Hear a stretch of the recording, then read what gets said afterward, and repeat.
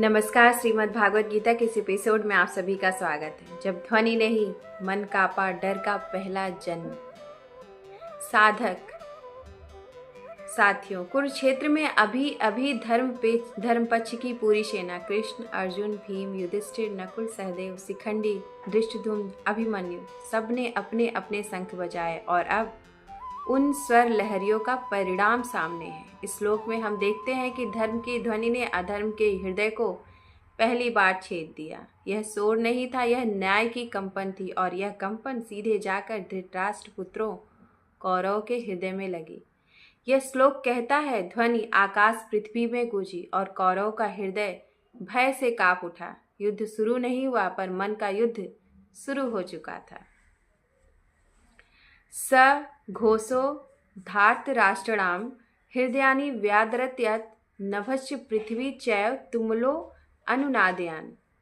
इसका शाब्दिक अर्थ है, वह महान घोष आकाश और पृथ्वी में गूंज उठा और उस तीव्र ध्वनि ने धृतराष्ट्र के पुत्रों के हृदय को विचलित कर दिया। यही भय का पहला बिंदु है। स घोषो, जब ध्वनि शक्ति बन जाए। यहाँ स घोषा सामान्य शोर नहीं, यह न्याय की ध्वनि है, यह सत्य का उद्धार है। यह वह स्वर है जिसमें कोई आडंबर नहीं, सिर्फ सत्य की शक्ति है। पर जीवन में भी यही होता है। सच बोलने वाले की आवाज़ हमेशा छोटी लगती है, पर जब वह भीतर से शुद्ध हो तो वही आवाज़ सबसे दूर तक जाती है। कई बार एक सत्य वाक्य उन लोगों के हृदय को चीर देता है जिन्होंने अनैतिक साधनों पर अपनी दुनिया खड़ी की हो। यह सघोष हमारी इनर इंटीग्रिटी का प्रतीक है। हृदयानि व्यादरत, भय का मनोविज्ञान। व्यादरत अर्थात छेद देना, विचलित कर देना, होल कर देना। ध्यान दीजिए, ध्वनि ने हथियार नहीं छेदा, हृदय को छेदा। यह सबसे गहरा साइकोलॉजिकल संदेश है। Fair is not outside, fair is always inside. जो व्यक्ति अनैतिकता पर अपनी शक्ति खड़ी करता है वह भीतर से हॉलो, खोखला होता है। सत्य की एक लहर उस हॉलो स्ट्रक्चर को हिला देती है। यह श्लोक कहता है, कौरव सेना शोर मचा सकती थी पर श्रद्धा नहीं जगा सकती थी। इसलिए धर्म के एक स्वर ने उनका मन तोड़ दिया। भय वही जन्म लेता है जहां चेतना में अधर्म हो। Management insight, why bad leadership fears truth. Dhritarashtra blind केवल आंखों से नहीं थे बल्कि डिसीजन मेकिंग से भी थे।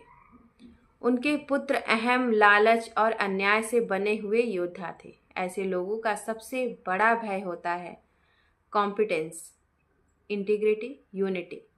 और इसी वजह से धर्मपक्ष की संगठित शंखध्वनि कौरव के लिए सबसे बड़ा खतरा थी। ऑर्गेनाइजेशनल साइकोलॉजी कहता है कि weak leadership fears strong values. जहां अनुशासन, धर्म, मूल्य और सही नेतृत्व होता है वहां अन्याय के पक्ष का मन अपने आप कांप जाता है। यहाँ पे भी यही हुआ। नभश्च पृथ्वी चैव, जब आकाश और धरती एक संदेश देते हैं। नभ आकाश, पृथ्वी धरती। ध्वनि की गूंज आकाश से धरती तक भर गई। यह कॉस्मिक इमेजरी बताती है, जब कर्म पवित्र हो और भाव सच्चा हो तो प्रकृति स्वयं उसका समर्थन करती है। कभी कभी जीवन में ऐसे क्षण आते हैं जहां पूरे वातावरण में संकेत मिलता है कि तुम सही राह पर हो। कृष्ण और पांडवों की ध्वनि सिर्फ सैनिक आवाज नहीं थी, वह दैवी संकेत थी। जब कोई कर्म प्रकृति के पक्ष में हो तो उसकी शक्ति अजेय हो जाती है।